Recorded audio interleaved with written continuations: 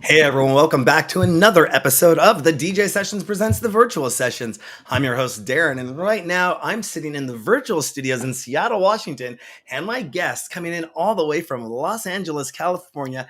I hope I get this right. It's Joachim Garraud. I give you a 8 on 10. Good start, Darren. Thank you so much for being here today. Looks like we got some liveliness in the chat room right now. Christophe DeVoe, Yeah, LMV. you're gonna have some people who gonna speak French because I'm French. So I just want to say to all Space Invaders from France, speak English, guys. Today we're gonna do 100% English. Thank you for that one. Speaking of Space Invaders, let's jump right into that. What is this Space Invaders theme? Because I grew up in the 80s, played a lot of video games, and I was going through your website, through your socials and everything, and I saw the one picture. I mean, there must have been a few thousand, Yeah, thousands of people, and they were all wearing the Space Space Invaders Invaders masks. mask. What is that all about? And I want to give a shout out to those that are here that are part of Yeah, that team. back in the 2000 when I started DJing again, because I'm pretty old. So I had maybe 2 or 3 different life as a DJ. I can say vinyl life DJ, funk, Fat Larry's Band, Kool and the Gang, this kind of thing on vinyl. You know vinyl. Huh? And then in 2000 I had a new life start with the French Touch movement, and I was lucky to have a recording studio in the heart of Paris, and I was lucky to produce a lot of people who were identified as the French Touch beginning, like Bob Sinclair, David Guetta, Cassius, or many different people.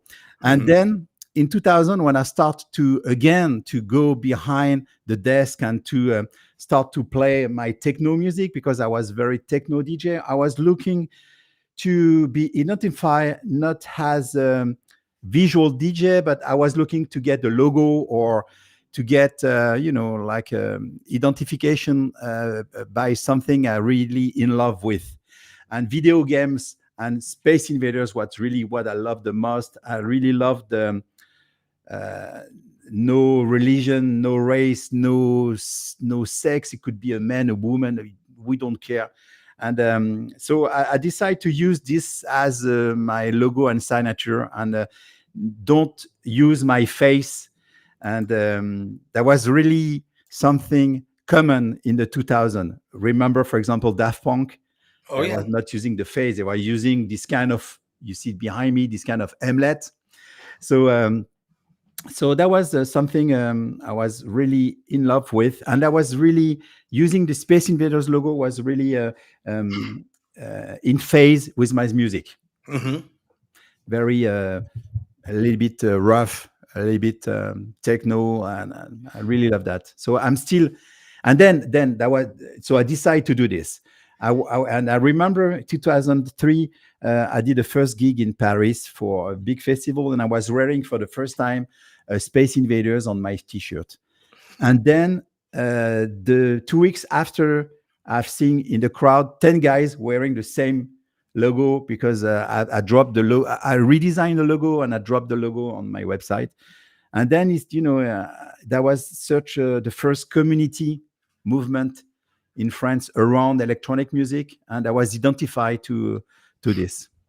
Now, when you get into the studio, does it feel like you're in a spaceship?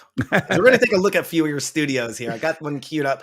I got your LA studio queued up, but I saw the other ones, the New York studio. Yeah, the New York one. It feels like you're in a spaceship. Yeah. It looks like you're in a spaceship. Yeah. So, yeah, let's say I really try to focus on the location where I am. As a music producer, I'm very sensible about the light, and also about everything around me. So this is crazy to say that. But for example, when I'm in New York in the Spaceship Studio, and you're right, the name of the studio is Spaceship because it's designed as I didn't know that. So that was perfect. This one where I am today, LA, is very laid back studio, California style.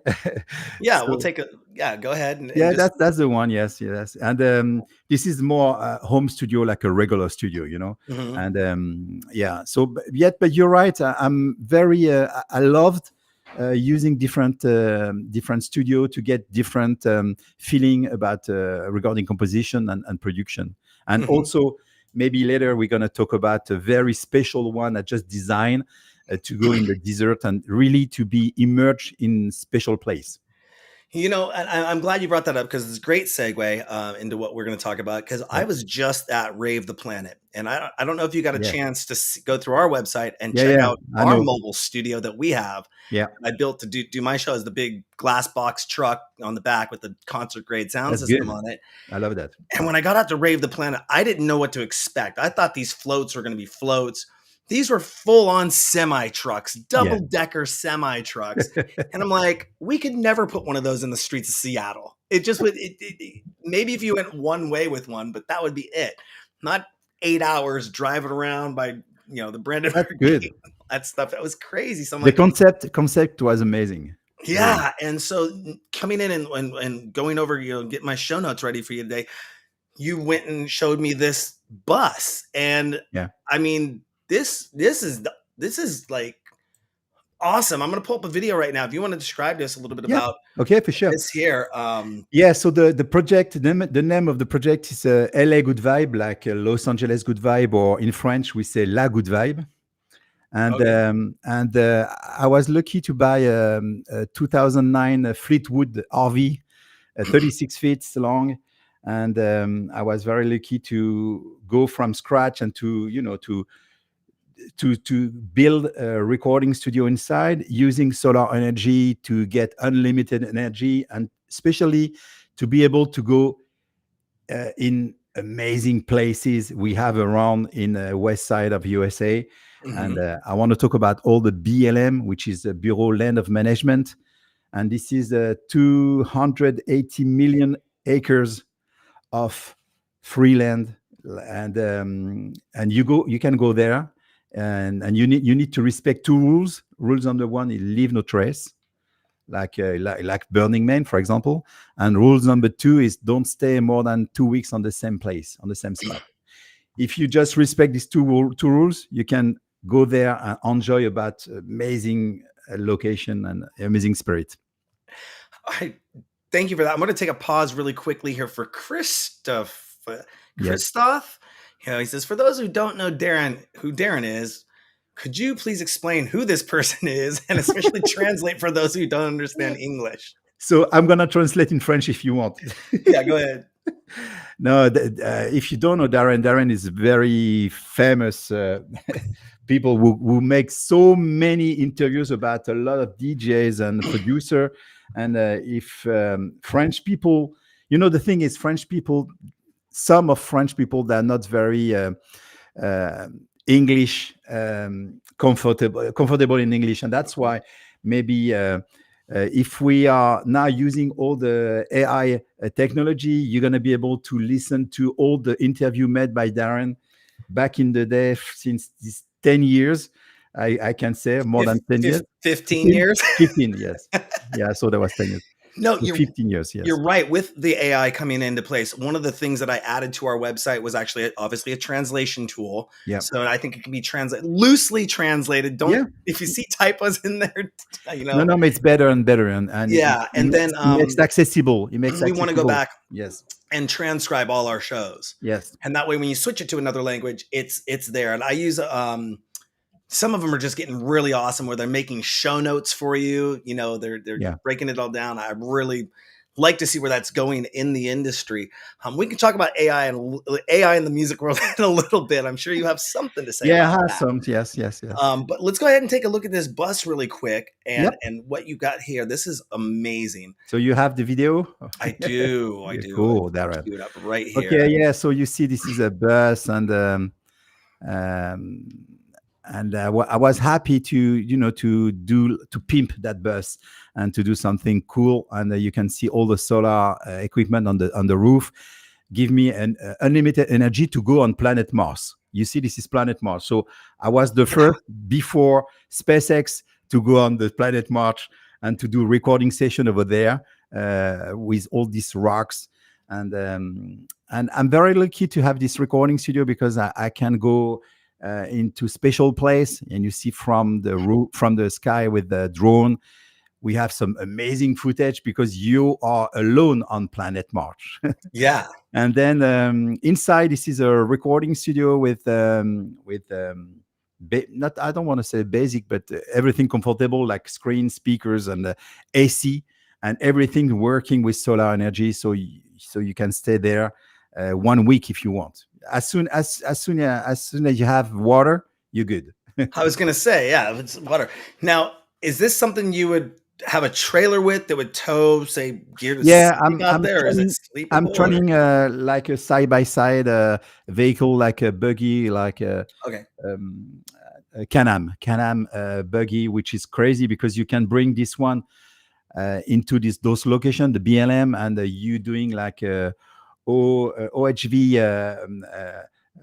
Yeah, this is OHV. This is off highway vehicle, and hmm you using this kind of vehicle to go in the mountain, to go to do some crazy thing, and back in the studio recording. And this is the first time I having a recording studio. I can be outside and having no noise, no, because those location, there is no birds, no insect, no life, no human for sure.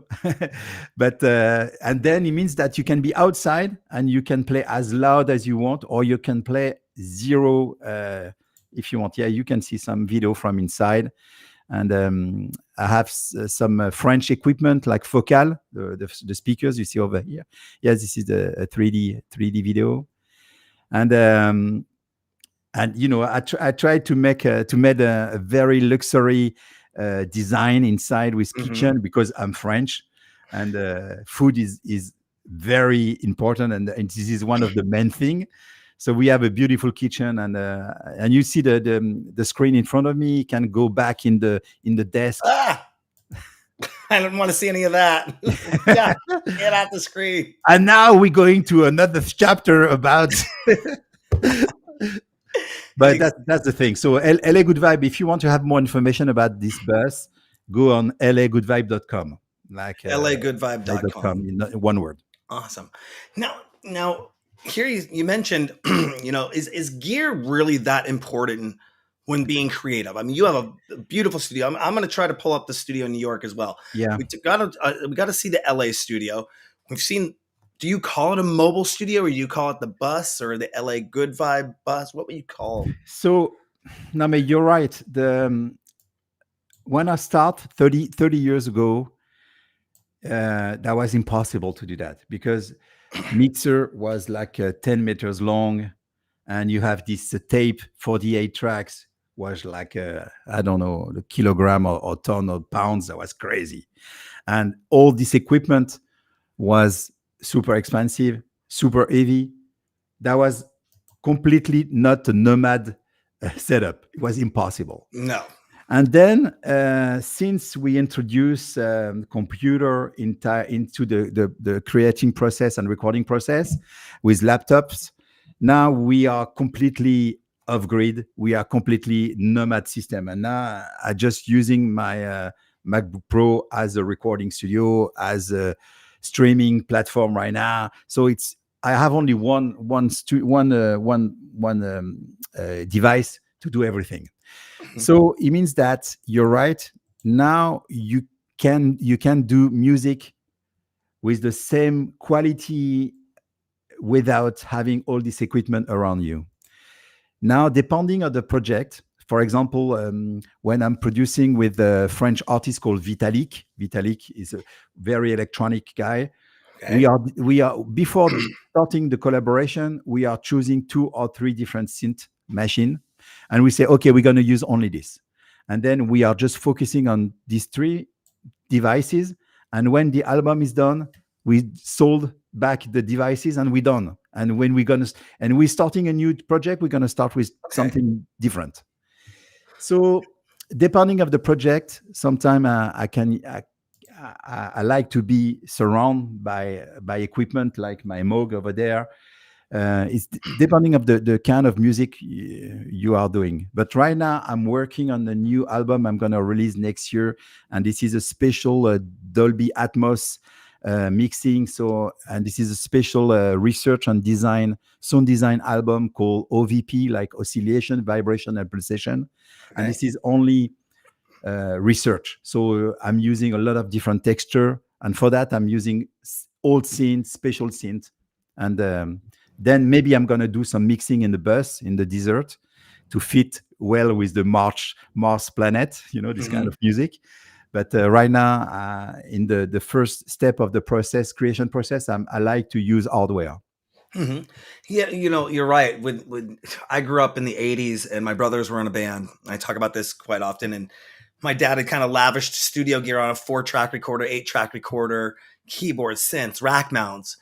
And when this gear came through back in the '80s, this stuff was coming from Japan, and Exact. the manuals were trying to be translated in English. And if you didn't know what you were doing, you really couldn't make heads or tails of what was going on. Yeah. So it turned out a lot of experimenting, just button pushing and Yeah, making you things try. happen. You move. You play with knobs, and that's it. And Mhm. you, And I do like that tactile feel though when you're yeah. playing with gear. I dabbled in music production very rare 25 years ago, where I got myself an MC505 and a Oh yeah, SP808 by yeah. Roland. And that was nice, just putting them together in MIDI, and I That's had the good. sequencer here and I had this Yeah, here. But then I started working for Apple a few years later and became a Logic trainer. yeah. And once I got into the back end of Logic, I was like, okay, I'm game over. Because I used to play with Fruity Loops back in the day, Ah, okay, okay. Fruity Loops 3, I think it was. Yeah, Now it's FL, yeah. FL. But Okay, okay. still a great program. Sequencer, and then you got all the plugins and everything you can do now. I Yeah, have a 49. I got myself a 49 key, MIDI Roland keyboard, and now you get to play with everything. yeah. No, it's as I have to admit that right now, you don't have to buy any equipment to make good music and to be successful.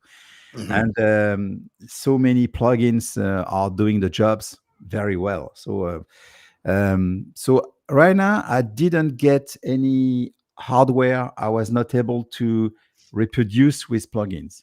Mhm. And when I worked with Jean-Michel Jarre, the French composer, this guy have maybe the most beautiful collection of synths, because he starts in the 70s, Oh and wow. then he had all the first AKS, all the first equipment, and this guy is doing a collection of everything. So he never sold anything. And then when I was working with him in his own home studio, I was able to go in the basement and to see all this equipment. And to every day I was taking one and take a headphone and just listen to it. And I remember there was I co-produced with Jean-Michel Jarre one album called Metamorphose, and then I was co-producing some shows, the Millennium shows and this kind of thing. And I remember having testing all these different synths, and we were looking for, is there any plugins can do that? And in 2000, no, but right now, yes. Yeah, I remember looking at, and when I went to Guitar Center to get that MC505 and SP808, that if you really wanted to do music production, you were going to get Yeah, an AKAI yeah, 2000, I think, and you had to get a computer to run it, and yeah, yeah. it's like a five Not thousand, bad. six Yeah. thousand dollars setup. It's like what now? Now it's yeah okay. Well, producing music, dance music, stands for synonymously spending countless hours behind a computer screen sculpting your beats. What do you do in your free time to stay fit? The only solution is to merge your laptop on the treadmill. This is the only solution I found to still producing and walking Yeah. at the same time. Otherwise, you stay in the seat like this, like 12 hours a day, and it's very hard to stay in a perfect shape. Yeah, I have to definitely, when I take a break, I can't just binge watch shows anymore. I have to take my iPod up to the treadmill, and then I'll binge watch for an hour, hour and a half, and just do a nice 4.5 hour or 4 mile walk. Sorry, four and Yeah, a half no, no, mile walk, and man. No, just get moving, because I will yeah, sit in this desk in this studio for yeah, I 10 can hours a imagine. day. So I know how that goes. What do you prefer to do when you're taking a break from music? Listen to the music. No, no, mais um, uh, maybe I like to go in to discover new places like the one I showed you. Like Mhm. I like to be impressed by the surrounding views I can have in this kind of location. So I like that. Uh, I like swimming. I like cooking. I like a lot of different things. But my number one passion is music. So let's say when I'm not producing music, I'm listening to some music. Even in you are in the bus driving, go to Grand Canyon. You have 8 hours. You can listen to music nonstop, like 8 hours. And speaking of, now you're producing music, Yes. listening to music, but you also have a record label, Underground Music. Yes, I have. Yes. You So know, it's sorry. Go ahead. is there a sound or a specific sound or genre that you look for underground music? Are you open to all submissions, or how does that No, I'm process work? very. The target is very, very tight. I have to admit for that because I want to be able to play the track when I'm on stage first. So I have to be able to be proud and to be sure about the dance floor impact. So you have to, first this kind of the sound on underground music has to fit with my own DJ set.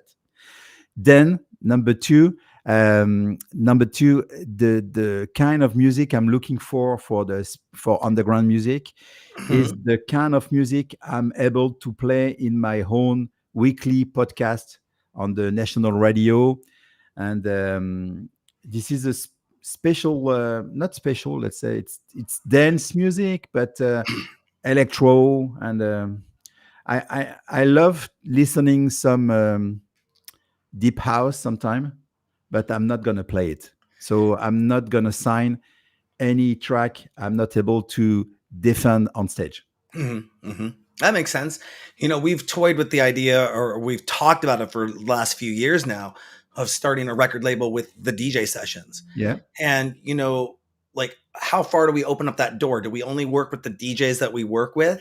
Do we open up the door? Do we say we're this genre, or we accept these genres? And then who's going to listen to all these? you know? No, but you're right. You're right. There is so many label right now. So it makes sense to have something dedicated for one style. And if underground music is the label of Joachim Garraud, it means that if you're gonna go on a festival, listen to Joachim Garraud's DJ set, you need to listen to the track he signed as a label manager. Mhm. What's the most important things that record labels should be doing for their artists? And are most of them nowadays doing a good job with that? I think number one right now is promotion. Mhm. Because everybody, when I say everybody, can release a track in a day. In one day, you go on Spotify, or it's so easy right now to release a song, and you can produce the song with your smartphone in 2 hours. So it means that there is I don't know, 1 million song a day. I don't remember the exact numbers, but I think we're talking about millions. So it's something like that. So there is so many songs a day on all the streaming platform coming, that the only way to make the difference is to have good promotion. Mhm. And the way I'm considering promotion is first to having the people who joining my label on stage with me when I'm doing a tour, or Mhm.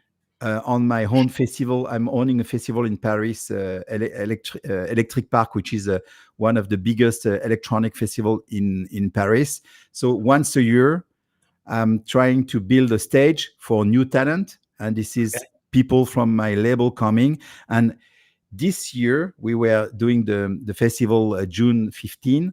I had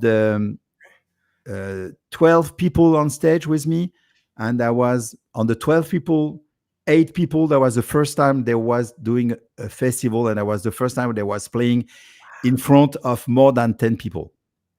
More than 10 people or Yeah. 10,000 people? No, no, no, no, mate. That was the first time they was playing in front of more than 10 people because usually they're Wow. playing for their friends for 10 Yep. people. But no, no, that was more 3,000, 4,000, thousands of people, I just want to clear something up really quick. Christoph, I'm not a DJ. I just play one on live streams. Ah, yeah, yeah, okay, okay. I see the question. Christophe I Deveau. just wanted to get that out of. A lot of people get the misnomer that I'm a DJ because I do a show called the DJ Sessions. It's like, no, I work with all the DJs. I do interviews with all the Voilà, producers. c'est un journaliste. It's a journalist, guys. Yeah, that's all good. Is there something you'd like to say to new and up and coming producers to watch out for when it comes to making their career successful? You had touched on that in the video you sent over to me a little bit. Yeah, Just like the to get passion. that out to our DJ Sessions viewers as well. Yeah, I think in the number one advice I really want to transmit to the new generation is to use your passion as number one motivation to do music, yeah, just to enjoy. It's amazing to be able to live by producing music, and I think the more passion you can introduce in your work, the more successful you're gonna be. You know, don't try to imitate or do any duplicate music because oh, there is this new style on the radio, I'm gonna do the same.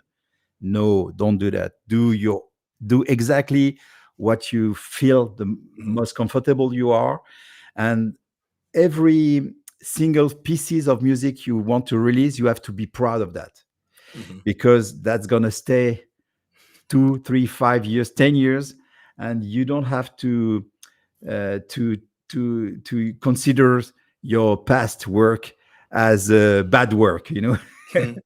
So use your passion and be proud of everything you release. Yeah, and you started at a really young age. You started at 17 years old. Is that Yeah, correct? I thought when my first composition was yeah, I have 15 years old, 17 years old, yes, Mhm. and I have 56 this year, so that was 40 years Okay. back in the day. So this year I'm celebrating my 40 years of music producer, if you say producer, because back in the days when I was 16 years old, I was using a Texas Instrument TI-99, and this kind of computer was making only 8 sound, toot, toot, this kind of sound, and with this 8 sound, monophonic for sure, Yeah. 8 beats, and I was able to produce something like 25 seconds maximum. So Oh, I'm yeah. not sure, but that was my first electronic music production. Sounds about right where I would have been playing with something too, Yeah, like making Atari beats or something. exact. Yes, Now, do you believe that DJs should learn more about music theory, or does it really matter that much when it comes to making dance music? it doesn't matter anymore. I Doesn't have matter. to be honest. I was lucky to have a classical music education at school to learn piano and drums and Mhm, to learn how to read and write notes. And it makes some difference because I can give you a small story. Uh, 6 years, 7 years ago, I was producing a remix for Beyonce and Jay Z, the track called "Drunk in Love." So I was producing some remixes for them, and I was lucky to be introduced to those two people in their own studio in California, in LA. mhm. And then I was there, and we were a lot of different people, and so my agent introduced me to them, say, okay, let me talk, this is Joachim Garraud, blah, blah, blah, blah. He met the David Guetta stuff, blah, blah, blah, blah. And then uh, Jay-Z considered me as a DJ, so he was not very excited about sharing some time with me as a DJ, but by luck, in the room they had a piano, and Oh, then I was talking to this guy, and this guy said, okay, but what kind of music are you doing? So I went to the piano and say, this kind of, maybe you know this track, and I play a famous track from the David Guetta album, and the guy recognized first I was playing piano, and then I was able to maybe to produce some music, live. So maybe this kind of knowledge give me an advantage about the relationship because then after this small 20 seconds of piano, the level of conversation was different. We were talking between musicians. And I was not only a DJ who was playing record A to B and back to A, you know? Yeah, well, I'd say that kind of saved the day. I Yeah, mean, yeah. But now, to be honest, today, yeah. I don't know, but maybe 80% of the DJs are not, I don't have any music education. I don't know. I don't know exact numbers, but everybody can make music without having any music knowledge. You know, a computer, and especially right now, AI make a crazy job. So I think that was a great segue right back into that AI topic we were going to bring up yes, earlier. good What are bridge. your thoughts? I mean, you don't have to go in depth or a thesis on this thing. Your thoughts of we saw AI come back in the art world, Yeah, and people were doing that, and now it's kind of entering into the music world yeah, and even the video world where I can throw up segments and it'll and spit out yeah. a social video for me, and Yeah, but I think first I'm using AI every day. I have to say every day, not Mhm, only in the music thing, but ChatGPT 4.0. It's amazing help every day. It's mhm, helping me for a lot of different things. In terms of music, I found some crazy platform or crazy website to help you to produce music. For example, you just drag and drop a remix you start, and then the AI gonna propose a B part or C part, and propose you a bridge to go from A to B.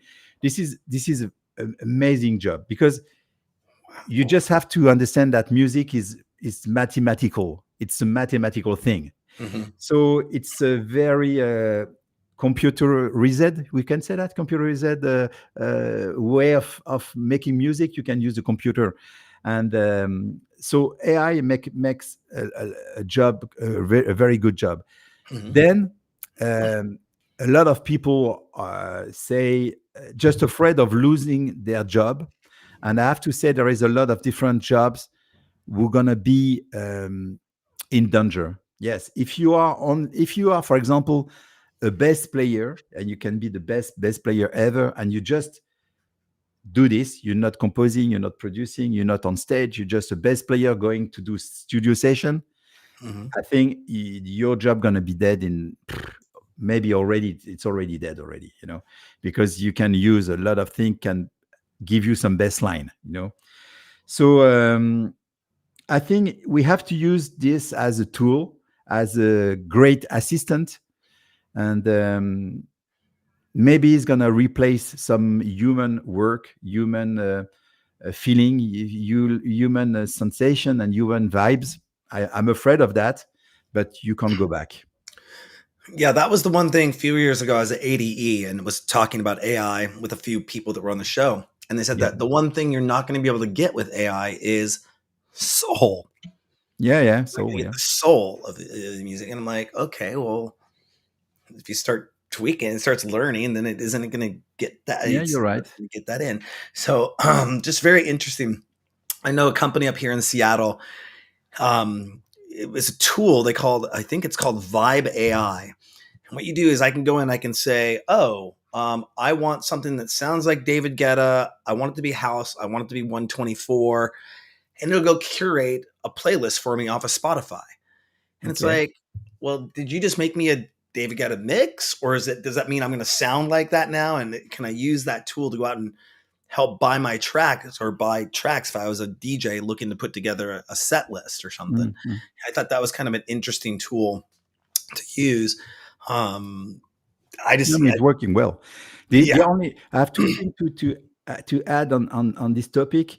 First one is, oh, looks beautiful. it's been Yeah. doing that a couple times. And Woo! I like to do that on this, but does don't, Peace One that's work AI. too? That's AI. Show me again. But okay, it's gonna come back. So, I don't so know. two more things to add. The first one is if you want to um, learn how to use AI in the music, I just recommend just one website, which is amazing because it gives you access to 6 new AI per day talking about music. Uh, in average, the name of the website is there is an AI for that.com. There is an AI for that.com. Go on there, check it that, drop music, and then you're gonna see there is like a 80 per month, usually new music application. So go there. Wow. And the second thing is you were talking about soul. I completely understand that, but sometime in the music you just need efficient. And that's stupid to say that, but there's a lot of producer that just take care of getting efficient, having the drop at 17 seconds, and then having a 130 bpm, and then having the right key. So they just using efficient, and they just want to have efficient job, you know. Mhm. Now, as we just talked about AI, technology does move very fast in Yep. electronic music land. Yep. If you could think of something that's not on the market today, but in your vision would be really amazing to be out there, what would that be? Okay, so if I give you this, I'm It, just no, because should we I'm turn off the working. mics and go to the No, side no, right no, now? no, no, no. Because no, I'm working with a Californian company, and we're working on something very special about AI and music. But I can tell you what I have in my mind, because we have already a large advance about that. Mhm, mhm, So the what's number one as a producer is I have a sound, I have a music, I have melody, I have a track, MP3. I just upload this track, and then I ask to the AI to give me the separate track in MIDI with the right sound. So it means that, for example, you send Depeche Mode, I don't know, Live in Silence, for mhm. example, and you want to have the bass line. So he's going to send you the bass line, the MIDI bass line, but with the right sound, and you can adjust the sound, more or less reverb, more or less cut of frequency. So if you can do that on multi-track things, it's going to be crazy, because it Wow. means that you're going to be able to have access to thousands and thousands of material come from the past, for sure. Because the only thing of, yes, AI, they just recycle, and they're just learning from the past. They don't create the future. They just do a big recycling machine. So that's, it could be something not working right now perfectly, but if somebody or a website can offer this kind of function, they're gonna make a huge hit for music producer. Mhm. Yeah. Excuse me. Sorry, this is a little bit precise, huh? But you Yeah. asked me for some details. If you could go back 25 years in music history Yes. or forward 50 years in music future, which would you go back to? Knowing what you know now, which way would you go? That's a very so. Alors, so I'm gonna do a French answer. You're Okay. gonna see the French answer is say I want to do both. Why? Going back in the past 25 years ago, just to enjoy about having a real bass player, a real drummer, large session, and something exciting about human collaboration between people. Mhm. And then I'm going to back 50 years or 25 years and 25 years in the future to just to be curious about what's going on with the music, with only machine and only robots. And have you ever done anything in virtual reality? Or are you looking to do anything of like what the future of a virtual concert or virtual production could be, and uh, the encompassing experience with that? I'm a little bit lost with this, because I try to work with Jean-Michel Jarre about virtual thing, because he produced some virtual shows. It means that he was into Versailles Castle for real, and then because there is only 200 people can go in the room, and then they produce a special 3D virtual concert for Outward, and I'm not very excited about that. Uh, I think sometimes it's better to focus for a show for 200 people only, that's going to be only 200 people, but those 200 people, they're going to live, they're going to have something crazy and unique. Hmm. So I don't know, maybe you can introduce me to people going to convince me to the opposite, but today I'm not very seduced by the idea of doing this kind of virtual thing. Yeah, it's going to be interesting. I thought that Meta with their new headsets would come out and kind of hit the market as the Atari or the Nintendo or the Sega or the PlayStation. But it just the entry level, some of these higher end headsets, it's just they're $1,500 headsets. Then you need a decent computer to run them, and I don't know anyone that's going to go buy their 10-year-old, spend $4,000 on a virtual reality headset for them, and then they just leave it and it sits there and collects dust. Me- The kid doesn't you get know, into it, play it, and uh, use it. So, uh, yes, you're right. But I have to add something more about this kind of situation. There is a French company called Virtual Clubbing, and they're French. I know them very well because they asked me to do some recording with the 3D camera into my shows or festival. And those people, they are proposing for uh, everybody wants to subscribe to their website to be live into Tomorrowland, and you using your Hamlet, your virtual 3D glasses, and then you can watching left and right, and you are in the middle of the crowd, and you have a famous DJ in front of you playing some music. So maybe it's a way to assist post event to event you miss. mhm, So, but I try it. I was not very I was not very excited about the experience mhm, for now. But with the app, for example, I test the Apple Vision Pro, yeah. and this is crazy. The frame, the beautiful pictures, it's crazy. It's like real world.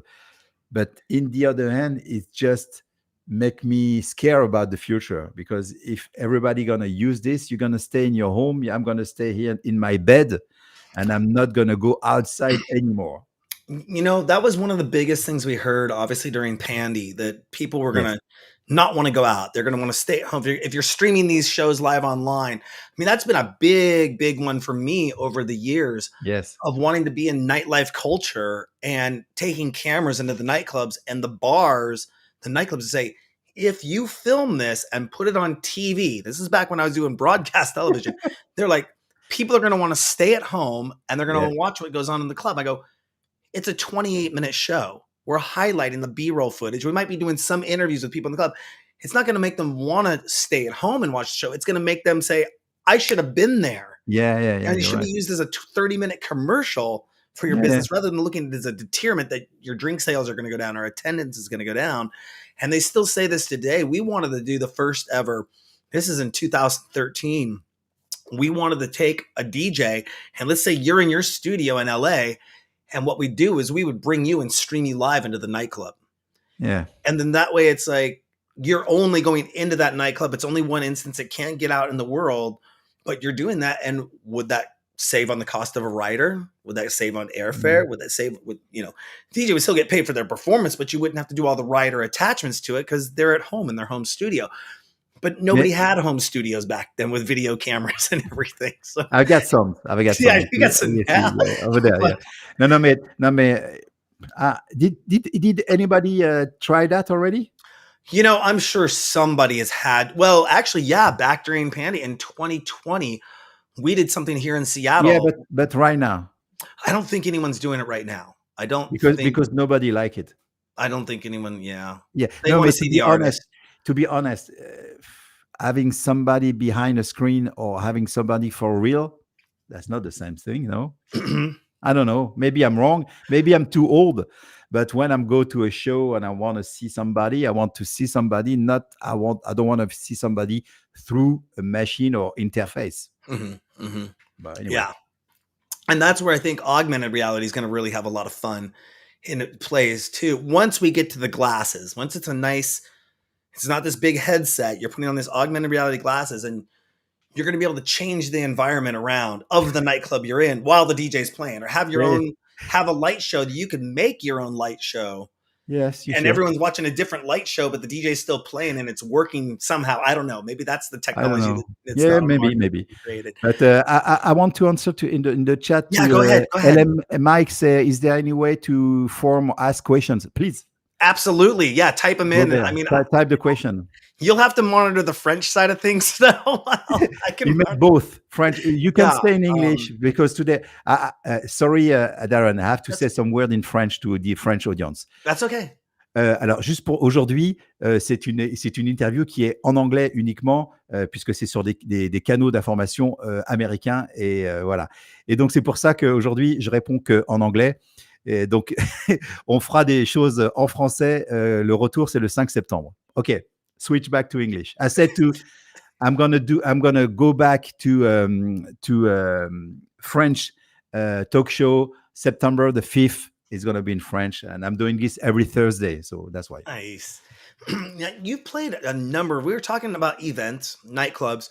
You've played many, many different festivals Yes, in your career. yes, Can you say you have a favorite one that you always like to go to? I mean, you have your one that you just mentioned that was just in June. yes. And you know Yeah. how you introduce the artist, but is there something outside of your own productions that you don't produce that you get hired to go do? Yes, I have one favorite. Yes, I have one favorite. I have to say it's American one, and this is one in Nevada called Burning Man, and this week. So it's right now. So I'm working to go there tomorrow to be at Burning Man Thursday, Friday, Saturday, and Sunday, and back on Monday. So yeah, it's my favorite one. Burning Man is my favorite festival. This is not really a festival like EDC or like Coachella or Tomorrowland, because this kind of festival is not only music. This is art. So it could be dance, it could be painting, it could be all the different arts. And but I have to say that as a DJ, going and play there is something unique because of the location. And we are going back to the beginning of this interview about location or surrounding around you. When I told you that be in on the planet Mars with my solar recording studio makes you in different mind, make drop you in something different. Look, so imagine when you have 70,000 people in the middle of nowhere in the desert of Nevada, Black Rock City. You have 70,000 people in a different minds. So those people, they are ready to dance with you.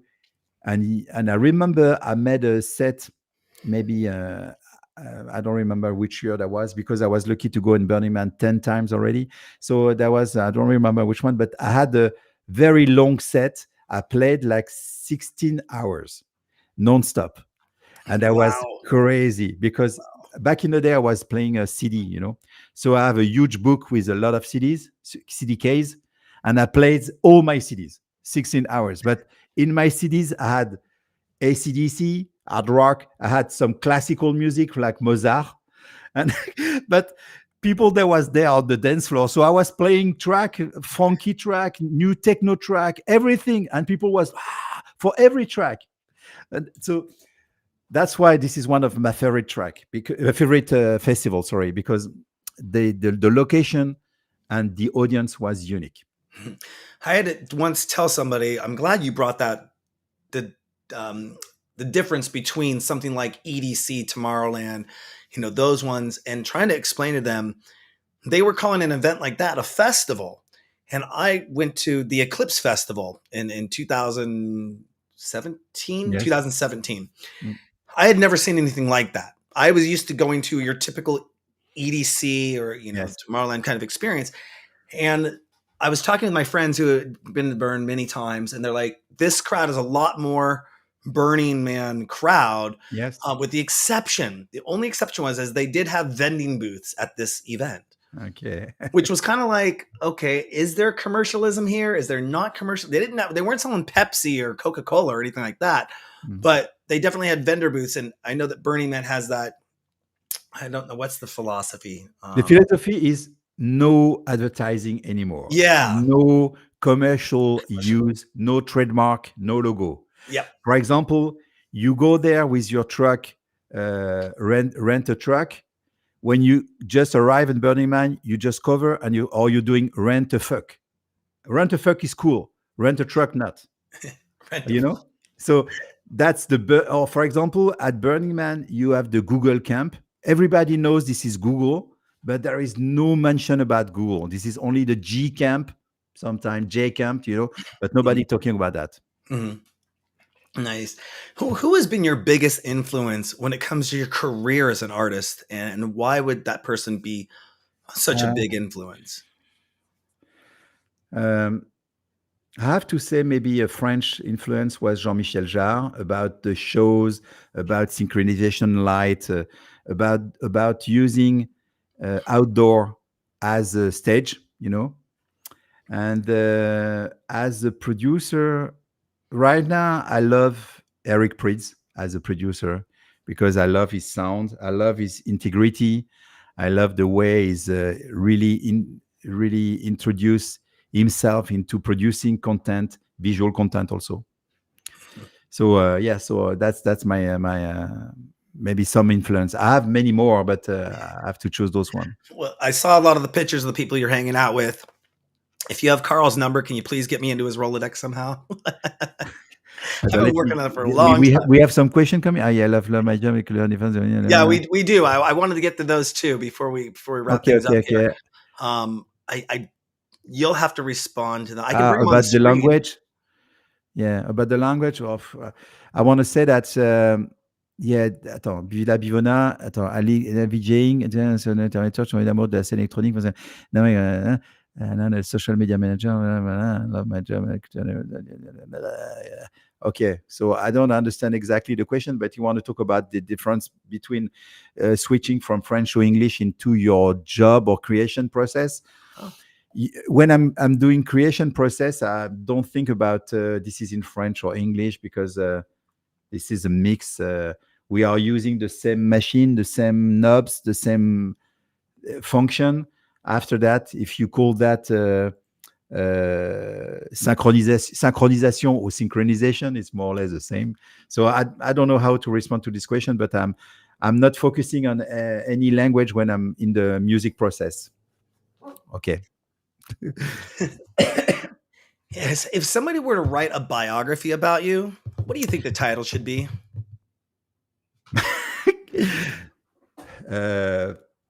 The Alien. The Alien. The Alien. I don't know. I don't know. It's hard to answer, but I don't know. I like when people talk about me as a pioneer, because I remember back in the day when I started to be a DJ at 16 years old, we were just using tapes. There was like tape cassette. And that was before vinyl. And so I remember cross a lot of different period like vinyl, CD, cassette tapes, and then CD, and then MP3, and then Napster, and then all these kind of things. So I remember all those different layers, I think I saw something recently. It was on one of the socials, and it said, "You want to know why our generation, yours and mine, because I just turned 50 on Friday." Yeah. So wow. Why our generation? Thank you. But why our generation got so pissed off about music is because we had to go from vinyl to 8-track to cassette tapes to CDs to MP3s and buy our collections all over again. And now there is nothing. So that's why we are coming back to vinyl. Yeah. A couple last questions here. If Hollywood were to make a movie about your life, who would you pick as the main actor? Do we have to choose an American one? No, anyone. I never thought about that. Who's gonna be able to play my life as an actor? You have to have the same morphology of myself. So I can't choose somebody like Leonardo DiCaprio because it's not that's not gonna be exactly the same look.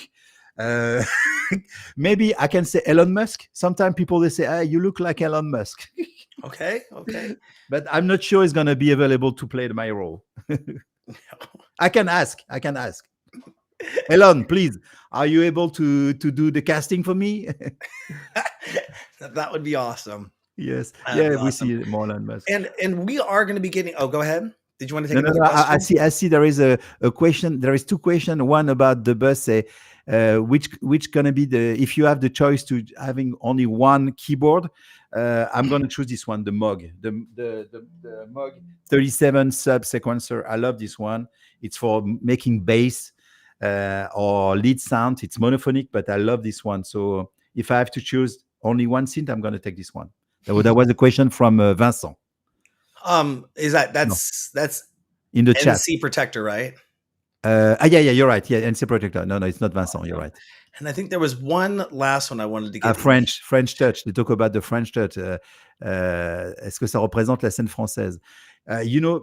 Actually, in France, we have a huge, not a controversy discussion, but there's a lot of discussion about Olympic Games celebration because we had this worldwide representation on the national TV and on the on the planet for I don't 2 billion of people was watching the show, and then um, the during this representation we had search a scene with a girl in the middle of a lot of different people, and this girl was a DJ. And unfortunately, the Pioneer stuff was not connecting very well because you have like two. The two CD player was connecting on this same line, and they're one in phono and one in line. So people was just say, okay, that's fake. Everybody knows that was fake. Nobody was playing. That was just during the show. Okay, but then they did the selection of music, and this selection of music was using one of my tracks. So I was very happy and very proud of that because they have chosen Just a Little More Love, which was no Love Don't Let Me Go, which was on a track I co-produced with David Guetta. So I was very happy about that. And but that there is this kind of controversy talk about did they have chosen the right people to represent France as the French touch because Daft Punk was not there. Yeah, Daft Punk was not there because Daft Punk don't exist anymore.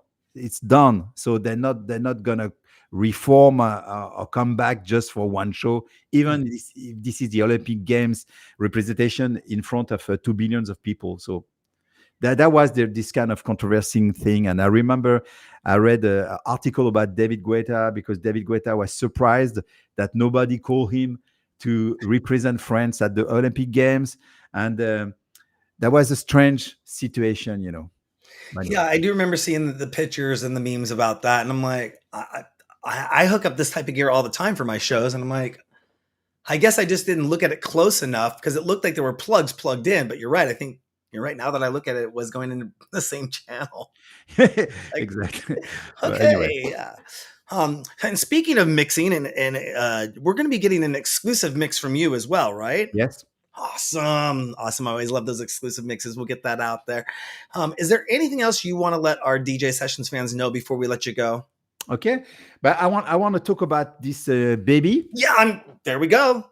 So this baby is it's a vinyl. So it's Joachim Garraud and friends, and this is very important for me to have this kind of vinyl collector vinyl. So we are sold out already. So sorry, I'm not selling anything.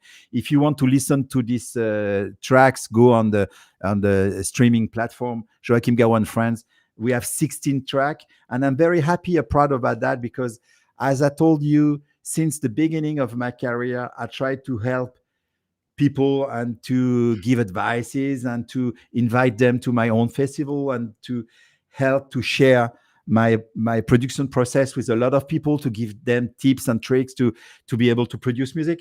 And then this album is very important for me because that in the 16 track I have more than 40 people who made all those tracks with me, and we produce this track only during stream every Thursday night on my own channels, and I was direct live with all those people, and I was very proud to have all those people for the first time. They're gonna release a track. They're gonna be subscribed to the copyright agency SACEM, and this is great because for those people, uh, 1 year ago they was completely unknown.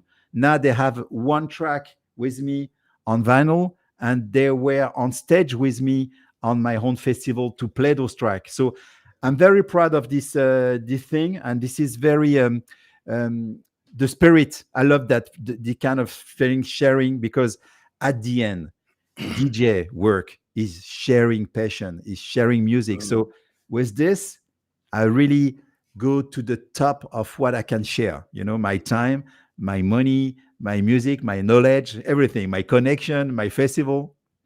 Yeah, after talking with DJs, producers that have been in the industry for years, it was when you had something come out on vinyl, there was only a limited amount of release. There were only a limited amount of copies out there. It wasn't like you were getting a million copies. You were going multi-platinum with a record. Yeah, you're right. And I remember working in the music store in 1992 when I was 18 years old, and we had this little electronic music section. Yeah. And you didn't know where to put, you could find Enigma in there, you could find Deep Forest, you could find Tiesto and Superstar Kyoki. Crazy. Deep Forest and Enigma. There was French and Belgium, from Belgium. Mhm. That's crazy. Yeah, that's good reference. Yes, Yeah. but you're right. But now, electronic music is something like 30 billions of US dollar per year, by uh, counting about festival, merch, streaming, and everything. So yeah, now we move from underground to the main stage. But this is cool. I'm lucky to have this kind of vision, because back in the day, when I start to be a DJ, nobody wants to be DJ, because I was in the dark. I was into the basement. Nobody can see you. I Yep. was my fee was less than the guy behind the bar, and my fee was less than the guy was the doorman. The doorman was making 10 times more money than the DJ. But what I liked the more was to share my music with people, even if nobody can see me, because I was in the dark and I was in the basement. But now, if you ask to the young generation what kind of job you want to do, DJ is maybe in top five.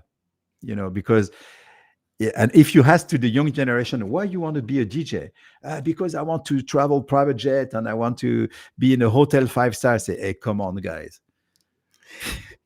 it's a bad start, very bad start, a very bad answer. Mhm. You mentioned that in that video that you made, and Yeah, maybe. a lot of people say don't go after the money. Yeah, If you're looking for the money, then yeah. exact. You're right.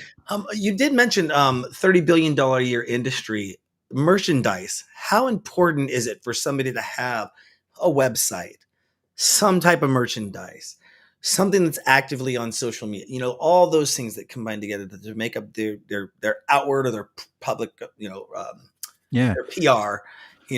But how important is it to have merchandise? but yeah, back in the day, there was nobody had any merchandise, nobody had any logo, and maybe I won one of the first in France to make money by selling T-shirt with Space Invaders on the top. Um, and today, it's like a, it's like a rock band. Mhm. uh, but that's funny, because the merchandise is not so merchandise people buying, still Rolling Stone, still Pink Floyd, ACDC. This is crazy, because even the young generation, they don't buy any Tiesto shirt or any David Guetta t-shirt, because this is something I believe a little bit strange with electronic music world. It's You- more like a rock or Coldplay, they're selling a lot of shirts mhm. or a lot of merchandise, but not DJs anymore. Maybe yes, maybe Fred again. I've seen this kind of newcomers. When I say newcomers, is they're not newcomers anymore, but like Fred again, or like Martin Garrix. They're selling a lot of things, but I think the old generation, they are not really into it.